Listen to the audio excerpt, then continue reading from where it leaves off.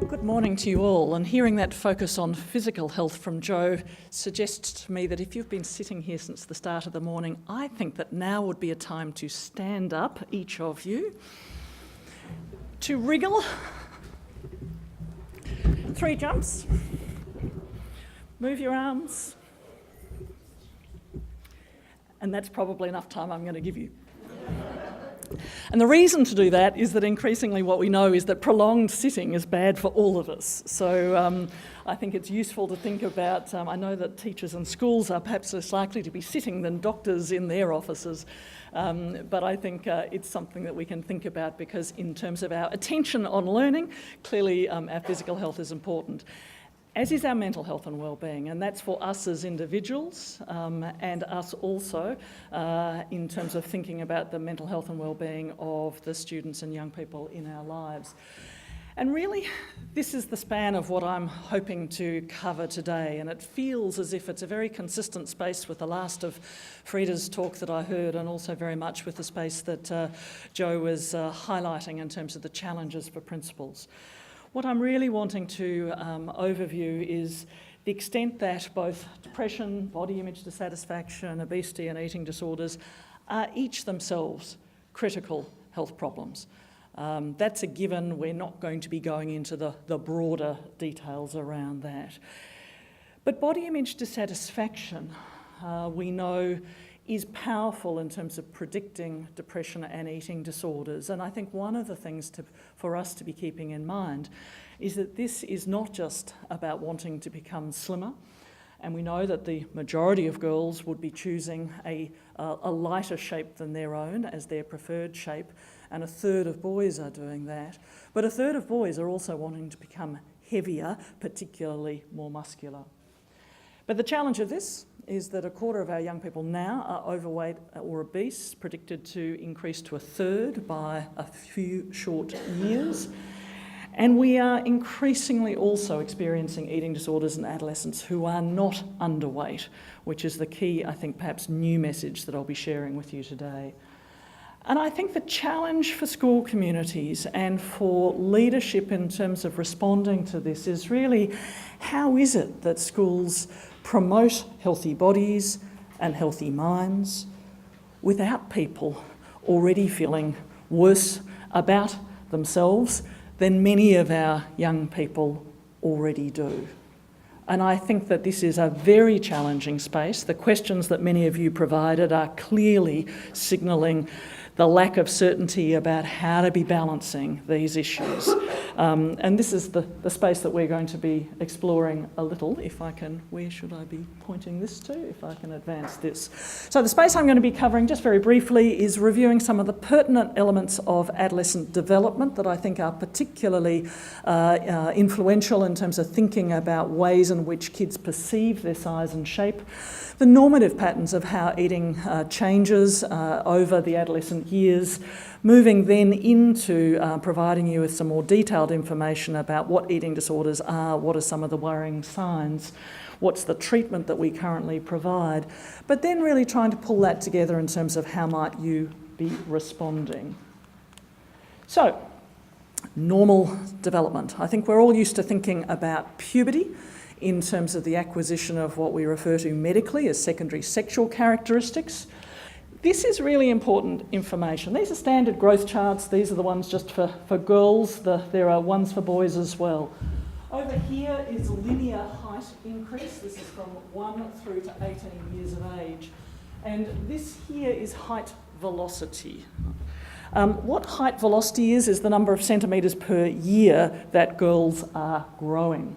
And on average, and I thought I had a different slide, here we go, the same slide. So I've put a line here, the purple line is through the age of 10. And what you can see is that for girls, why did that one go beautifully? For girls, up in the top panel there, that red line is highlighting the peak age, or the age of peak height velocity, which is 11.5. For girls, what that means is that the year either side of 11.5, so from upper primary through to year 7, is when on average, girls are growing their fastest. And it's interesting to reflect that by the age that girls get their first period or menarche, which is a year later at 12 and a half, the timing of that is because most girls have then completed the majority of their growth spurt. So this is very early, if you like, in adolescence. We're talking about upper primary and early secondary years. Whereas for boys, it's 2 years delayed. So boys are growing the fastest at the age of 13 and a half, and they continue to grow for longer, which is why boys end up taller on average than most of us as girls. What do we know else then about puberty? Not just is the importance of physical growth and maturation, and what accompanies physical growth and maturation is increase in weight as well, and what we refer to as dimorphic patterns of weight distribution. So for us women, that's a fat distribution around the breasts, around the upper arms, around thighs and buttocks. That's normative effects of estrogen. Whether we're relatively slim or whether we're not, that same pattern is true. But we now have, as you would be very aware of, profound new insights into what's happening in brains as well during adolescence. Not just in terms of intellectual or cognitive maturation, and the sad news is that probably we're at our peak cognitive skills at about the age of about between 14 and 16. Einstein said he never had a new thought after the age of 14, fairly sobering, and that hasn't changed. We're all on the downhill decline now. But I think as we are increasingly appreciating is the new science in terms of brain maturation, in terms of its impact on emotional regulation. If we think then about what happens in the adolescent years, many of us, I think, are used to seeing these images on the left and know all about how the frontal lobe and the frontal cortex is the last element of the cortical structure to mature, and how that development continues into the mid-20s. And it's this part of the brain that's not just responsible for those notions of, if you like, executive planning skills, the ability to defer immediate gratification for perceived future benefits, the opportunity to plan your homework schedules, and if you've got a test in a week's time, to be thinking about what homework you need to be doing before that.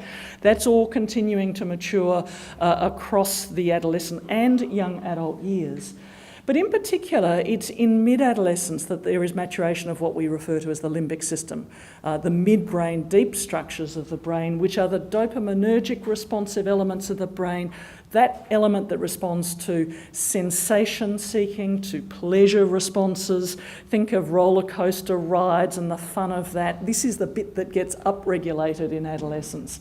And indeed, many authors have suggested, a little bit simplistically, that adolescence is that space in between the upregulation of those pleasure-seeking responses and then the more gradual onset of emotional regulation that comes with that.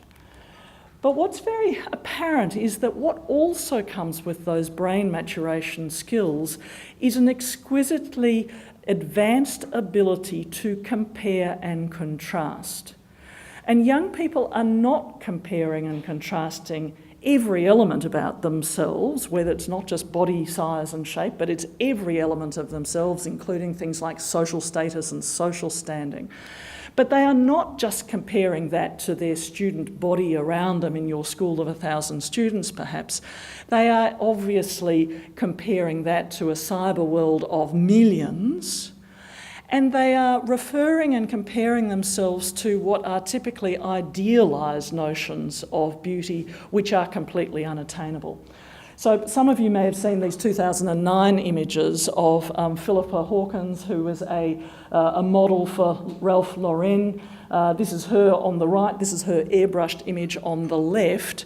The comment that has been made is that this woman's head on the airbrushed image is actually larger than her pelvis, completely unanatomically possible.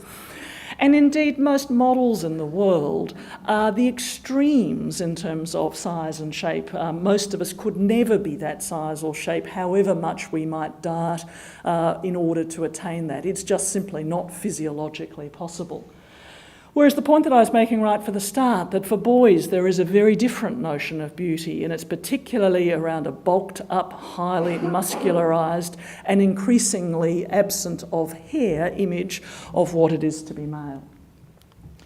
And it's interesting if we go back to that diagram in terms of thinking about adolescence between those red and grey lines, that this is the window of vulnerability that we also then have in terms of the timing of onset of a whole range of mental disorders.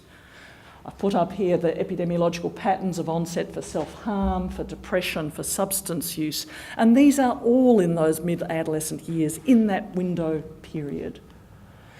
And this then is in the context of an expanded notion of a peer group in terms of what we know is the engagement of young people within social media, but particularly important to be thinking about in local communities as well as in countries is the notion of what I would refer to as social contagion. As school principals, you'll all be aware of the notion of copycat suicide and the concerns we have in school communities and in the community more widely, that when there is there's a celebrity who's very well known who sadly commits suicide, that the concern is that a media frenzy around that sees an increase in suicide using the same means, which is why we have instituted in countries like Australia media policy in relationship to how media should ideally report suicide. And we've known this in relation to things like suicide for a long time. But in particular, what we're now experiencing is that notion of social contagion can be invoked and has been invoked for a much wider set of phenomena. So, body image dissatisfaction and the phenomena of bulimia nervosa was never described up until the late 70s. Prior to that, and a lot of historians have looked to see whether it's been hidden and framed in a whole lot of other ways, and we think probably not. This is probably a phenomena where greater awareness and greater discussion within young people, between young people, within school environments is adding to the epidemic in ways that are not healthy.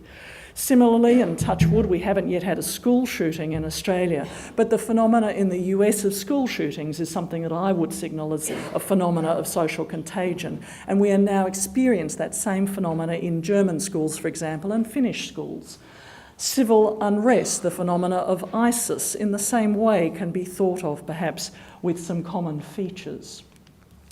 I just want to talk about language though for a little bit, which is that we are increasingly in adolescent health circles using the language of adolescence and young adulthood, using the space of 10 to 24-year-olds when we think about the health issues affecting young people.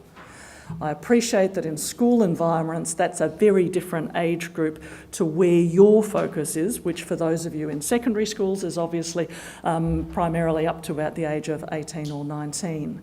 But I think it's really important for us to appreciate, and maybe as parents among you, that nothing stops magically when people turn 18 in terms of maturity. Those of you who are parents of 22-year-olds, certainly as I have been of 4 stepkids who are, the youngest is now 22, who I keep hoping still has some frontal lobe maturation to happen, or otherwise I'm living with an intellectually retarded 22-year-old.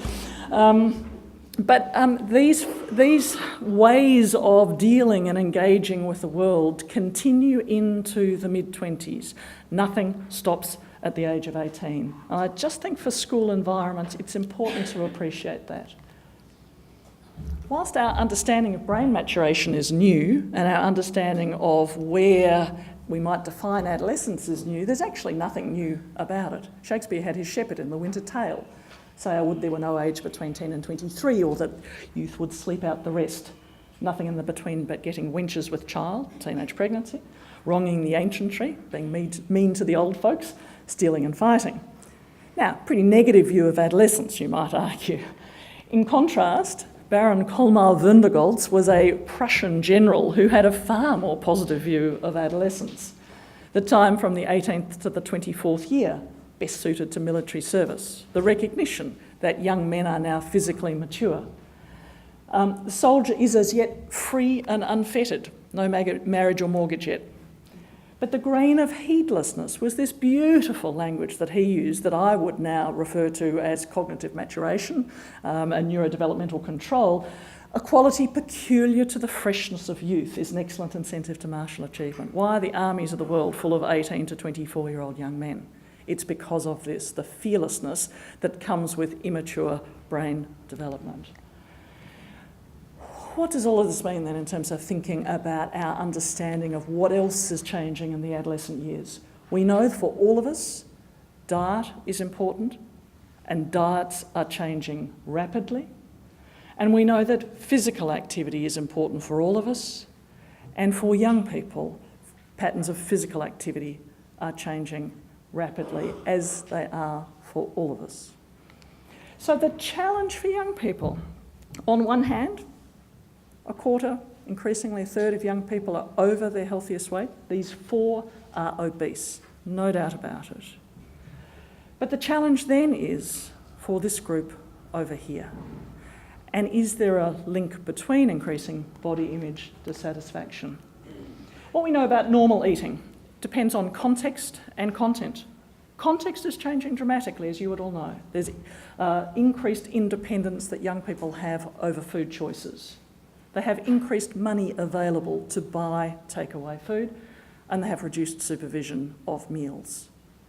In terms of content, very different pattern to food types and food patterns in younger primary school kids. Increased skipping of meals, snacks, high energy soft drinks, energy drinks and alcohol.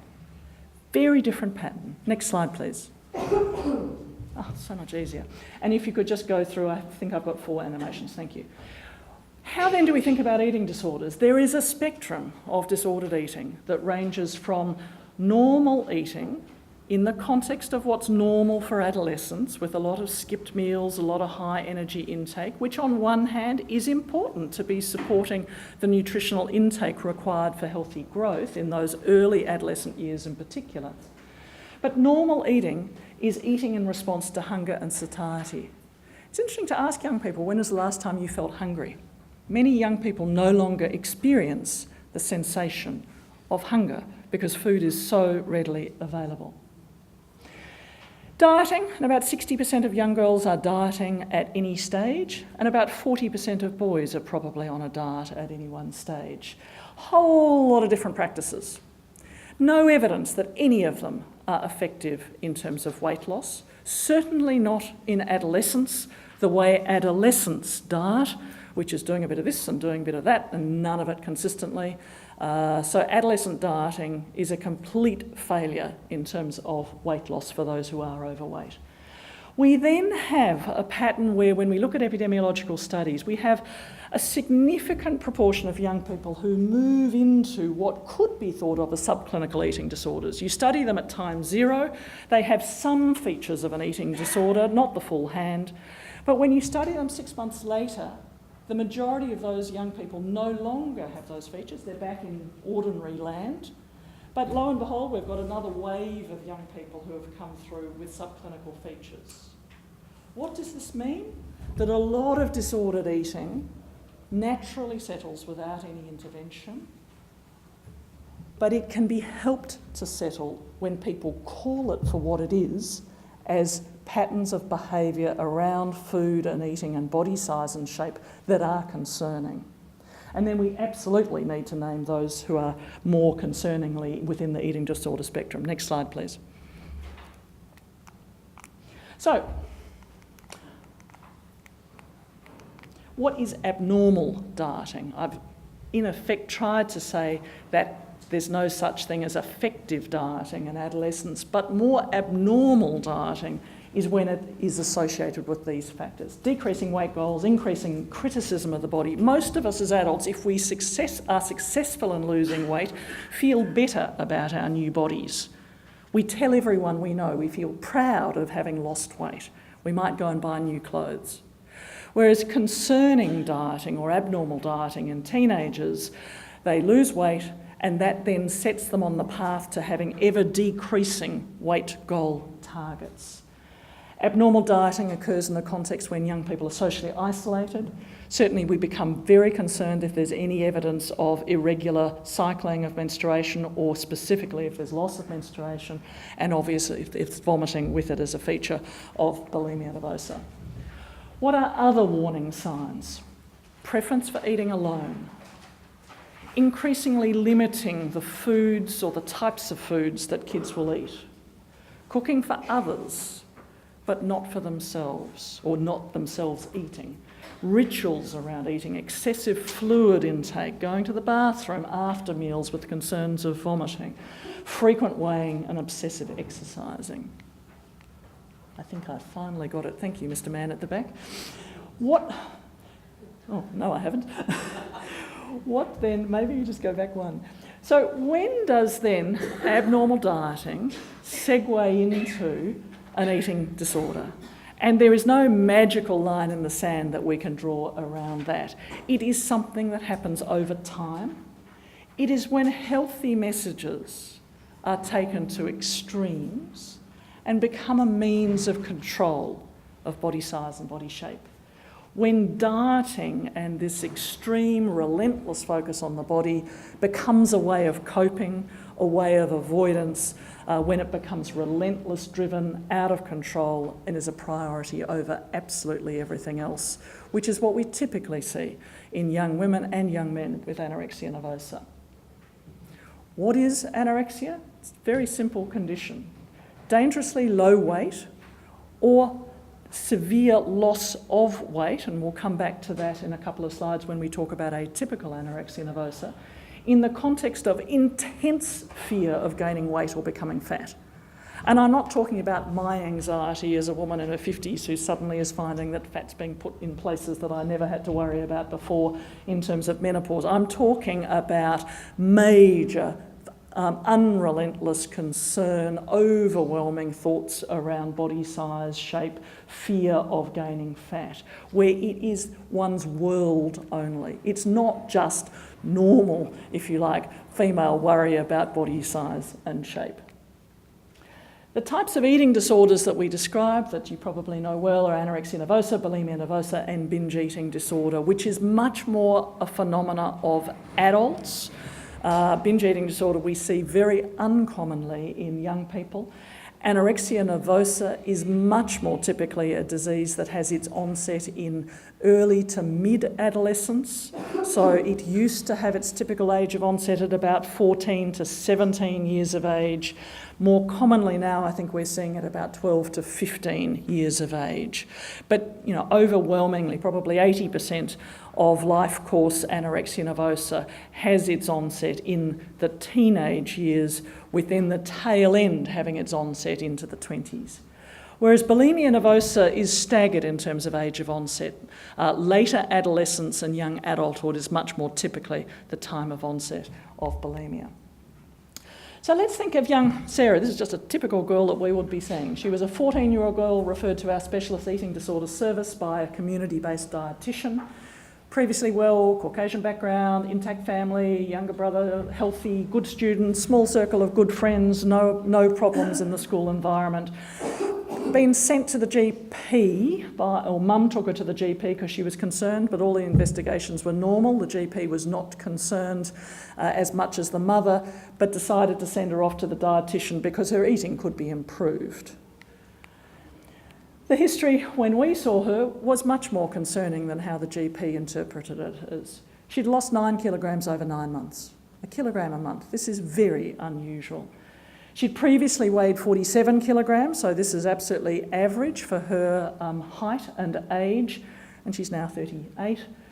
Increasingly health conscious, this focus on wanting to eat and live in a healthier way, we typically see as the entry point into eating disorders.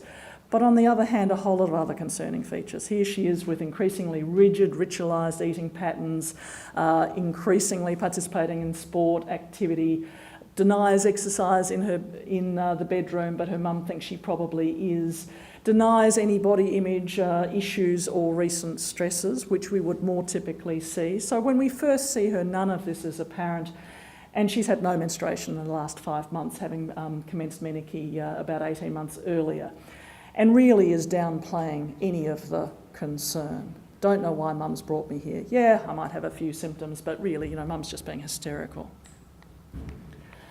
Examination, when we see her, on one hand, if you look at her from perhaps this part up, she didn't look particularly well, wasn't rosy-cheeked, and then when you took off the large layers of clothes, had a very thin girl underneath, with the major concerns being present only when you measured her pulse and blood pressure. So this girl was critically bradycardic with a low pulse rate. She was admitted directly to hospital from our assessment clinic, and she had extremely low blood pressure. So the GP who says that the examination is normal, and my apologies if there are any GPs in the audience, got it wrong, that the examination was very abnormal. But it's very easy to be fooled unless one knows what they're looking for. And the reason I'm mentioning that is that our GPs and our communities have to deal with lots of health issues. Anorexia nervosa is fairly uncommon. And just because a parent tells you, I took her to the GP or I took him to the GP and they weren't concerned, if you as a school community continue to have concerns, you need to continue to push and continue to get a second opinion. So this is this girl's pattern of on growth charts. So height up the top left in that black bar. She's relatively tall, on the 75th centile for height for her age. And where she started was just over average, so her starting body mass index. And body mass index is not the same in adolescents as it is in adults. It varies according to age, so you have to use charts. You can't just think of what the adult range is for normal. So her BMI was at the bottom of the normal range to start with, but then in terms of the weight loss that she had, it became very abnormal. So if the GP had plotted height and weight on a centile chart, even if they hadn't measured pulse and blood pressure, there should have been some alarm bells starting to ring. I've mentioned this thing of not just eating disorders arising in the context of underweight. And I really, again, want to raise your awareness of atypical AN, because atypical AN is when students or young people meet all of those diagnostic criteria about this relentless concern about body size and shape, have lost large amounts of weight, typically have lost far more than ordinary patients with anorexia have. But because they started off either at the very upper range of normal weight or indeed more typically into the overweight or obese category, despite in our clinic an average 17 kilograms of weight loss when they present, the majority are not underweight. That's why they're called atypical. What's clear, however, is that by the time they get to an eating disorder service, probably because of greater delay in getting there, they have the same physical sequelae in terms of low pulse and low blood pressure, and we've seen a 5-fold increase in as many years of kids with this form of eating disorder being admitted to the Royal Children's Hospital in order to rapidly gain weight to restore their cardiovascular status. When people are this unwell, the risk is of cardiac arrhythmias and sudden death. That's why we admit them to hospital when they have either lost a lot of weight or are very low weight. So this young patient, if she were to go to a GP, and I've alluded to the difficulties that GPs have in diagnosing underweight anorexia nervosa, this kid, same height, but started off above the 97th centile, so was in the obese category, has lost 17 kilograms and is now on the normal, we're still within normal weight when you plot her on height and weight. So doing a static weight doesn't tell you what's going on, and her BMI is normal. So do not, if you are concerned about behaviours in schools, eating disorder behaviours and emotional well-being that accompany that, you are right to be concerned, and please take it seriously. We believe increasingly that eating disorders have a heady mix of at least some genetic contribution to them, probably some personality traits that go with that allow this unrelenting focus in terms of obsession, in the context that depression and anxiety are often highly comorbid, either as a consequence of weight loss or also in terms of entry into an eating disorder where greater self-criticism about the body is typically part of depression and anxiety. But these are some of the triggers as well, and I think this is, on one hand, this is normal life. You know, there's nothing unique to eating disorders in terms of any of these triggers. You know, this is what happens to all of us in terms of family dysfunction, losses and major life events. teasing, and about weight and dieting. That is out in young people's worlds for all of them. So why some young people would respond and develop an eating disorder and others don't is still a factor that we don't understand. The reason I'm saying that is that I think many people feel very anxious that something that they might say will have triggered an eating disorder or might trigger that. And on one hand, what we say within school communities is incredibly important. So the avoidance and trying to really jump on teasing about weight and is really important. That is important. It's really important that there aren't throwaway lines that phys ed teachers make about students' weight in teasing sorts of way, in well-meaning ways. But when young people are already feeling badly about themselves, Dad's comments about, yeah, your bum does look big in that, can actually trigger people to feel much worse than they already are. These disorders are still relatively uncommon.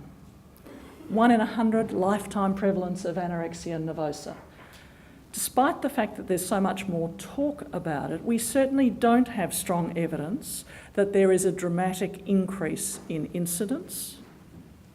We do have some evidence that the age of onset is lowering, as I spoke about earlier. Bulimia nervosa is more common, but when we actually add bulimia, anorexia and those subclinical disorders all together, these are actually fairly common. There's obesity, number 1, physical health issue. There's asthma, number 2, physical health issue. And then eating disorders in terms of the physical sequelae are number 3. Obviously, depression and anxiety are much more common.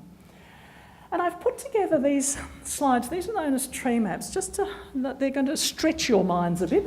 These are tree maps for females. So if you like, this is the total square of morbidity and mortality. So these are very fancy graphics or fancy data that has combined and compared the years of life lost due to premature death together with the years of life lived with a disability or a health condition. And we've coloured these so that in green are all of the physical health concerns. Asthma, cancer, migraine, congenital conditions. It's interesting, skin conditions, acne, rate very highly here in this box as a proportion of overall physical health issues. If I were to ask any of my paediatric colleagues what proportion acne would be, most of them would say it would be really tiny.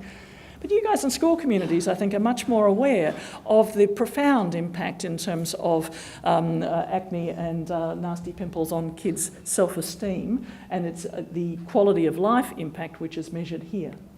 Here we have in brown all of the range of mental disorders in terms of their contribution to the overall burden of disease in Australians.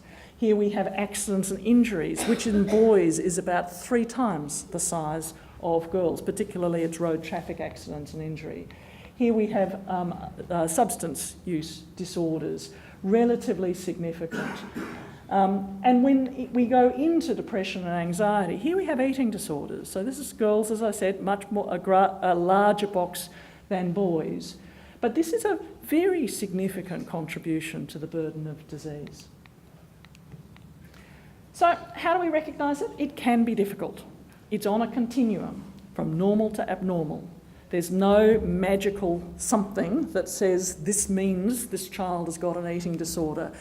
Even as an expert multidisciplinary team, we can sometimes disagree as to whether someone really reaches the full hand of diagnosis. Anorexia hides from all of us, and particularly hides itself from families. And often school communities are in a very different way, have a level of observation and a level of feedback from other students of concerns about their friend who they might be worried is developing an eating disorder, such that parents only post hoc can then just feel mortified at having missed it. How to recognise it, I think, is very much in relationship to the decrease in functioning. There are physical symptoms and signs that we medically measure, but these psychological features that I think you guys in school communities can equally be adept at identifying as much as parents can. And it's these factors, which is why eating disorder should be taken seriously in schools, because of the interference with learning, in terms of the impact on attention. So we all know the importance of energy for thinking, for food for thinking. So when you have a young person with anorexia who is being untreated and is still underweight, their thinking, notwithstanding how well they might be able to achieve at school, but if they were at a more normal weight, they could do even better, is the message to be giving them. So, what do you do if you suspect an eating disorder? I think this is really in trying to pull it together. What are the responsibilities within leadership teams at school? Firstly, I would believe that you do have a responsibility. Eating disorders have the highest mortality of any mental disorder. The good news is that most typically that's with chronic eating disorders, and the mortality is most typically into the 20s and 30s rather than the first onset in adolescent years. But these are very serious disorders that we can turn around if we intervene early. So I think that we need to be approaching young people about concerns. We need to be notifying parents. We need to be explaining why we are concerned to parents, explaining the seriousness of the concerns that the school community has, and explain that medical assessment is needed if you are getting some resistance from families, and we might have some discussion about this. I think one of the important things is that in raising a concern about an eating disorder with a young person, they are highly likely to deny it. And just because they deny it doesn't mean there's not a problem, as those of you who have been around will appreciate. Eating disorders are what we describe as ego-syntonic. The young person doesn't want to get better. Unlike if you want to approach a young person who's got depression or panic disorder, post-traumatic stress disorder, who typically recognises that there is a problem and is often relieved if a health professional or a parent or a teacher might raise their concerns and support entry into assessment and treatment. An eating disorder is very different. Young people do not believe, do not appreciate that there is an issue, which is why the persistence of schools and family is critical. And in terms of this, parents who have been living with this for a long time often, and typically it's 6 to 9 months, we see that in terms of the duration of significant anorexia prior to the time that young people enter our specialist service, certainly, that parents often need a little bit of time to get their heads around the seriousness of what's going on. So I think that for school communities, they need to persist if you're concerned against the young person's denial of an issue, persist if you are concerned against a family's denial of an issue, and provision of local details of specialist eating disorder services can be very helpful. So in terms of being prepared for conversations with students, I think it's useful to arm yourself, forewarned, forearmed. Who else is concerned apart from you at the school? Are other students also concerned? This is not where you share names of who else is concerned, but it's not just that you are concerned in having the conversation. You are invoking a wider school community that is sharing those concerns. Obviously, in terms of any of these discussions, any concern needs to be chosen to be discussed in a safe environment, and consideration of the language that you're using.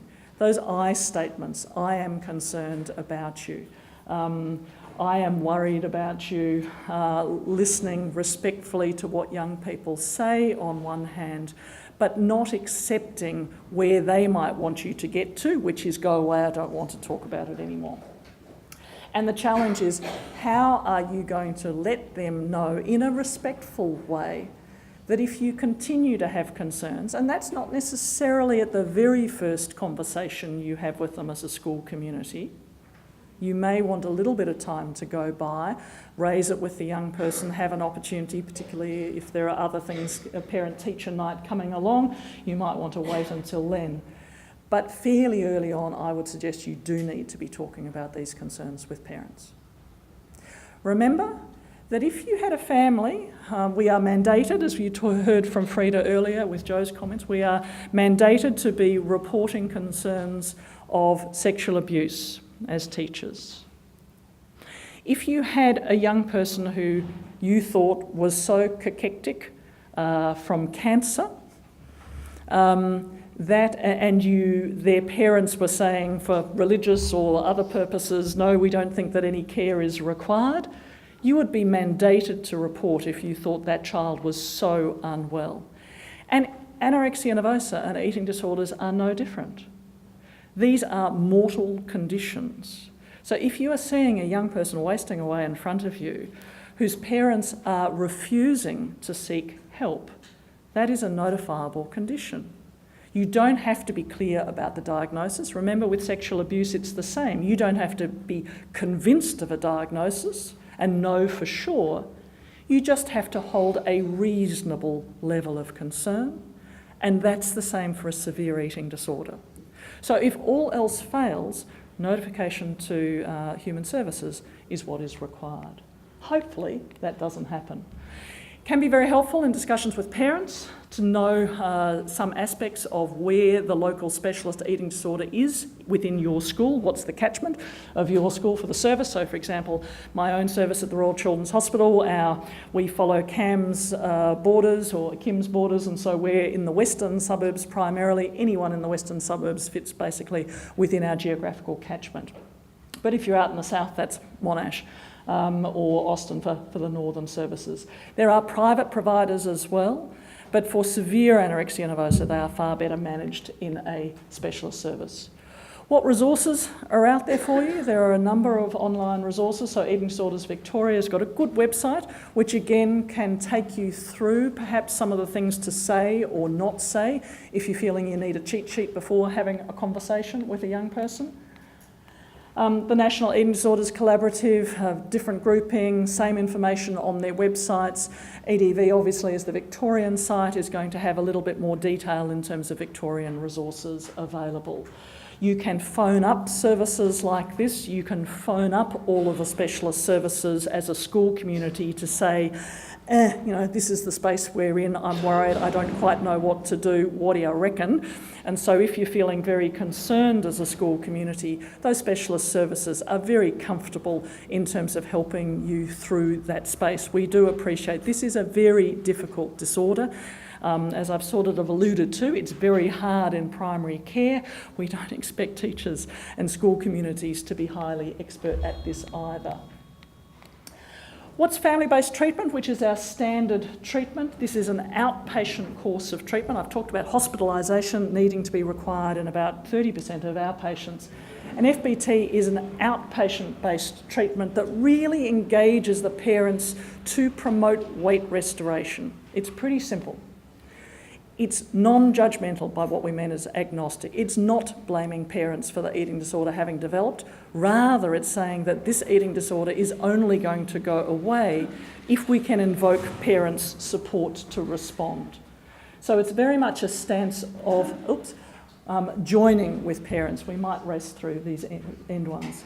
And what's been fabulous in the time that we've shifted to an FBT model is we have seen parents become much more empowered, much less stigmatised in relationship to eating disorders than we had experienced perhaps 10 years ago.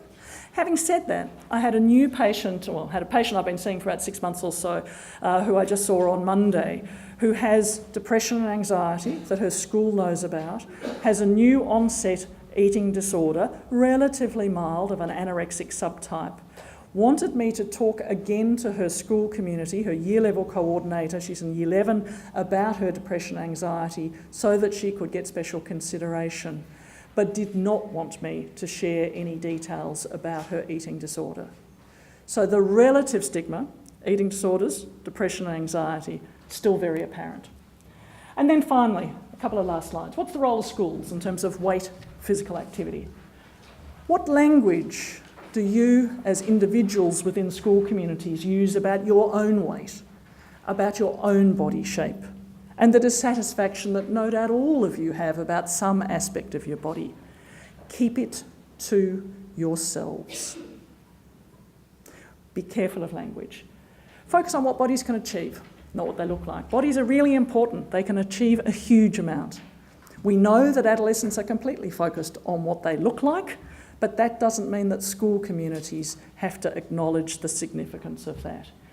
encourage walking and bike riding to school. The belief that our community is so much more unsafe is a lie. Our communities have become much safer than they ever have before. We need to prioritise physical education more than I believe we're currently doing. Reinforcing any element of participation. Consider your sports uniform, and if you are very overweight, what that might do in terms of whether you feel like stripping off in the change room. Consider the range of sports your school might offer. Avoid publicly weighing students, so BMI, height and weight, and plotting it on a centile chart in a phys ed class or a nutrition class, I don't think is a good thing to be doing at all. Target weight-related bullying and make physical activity fun.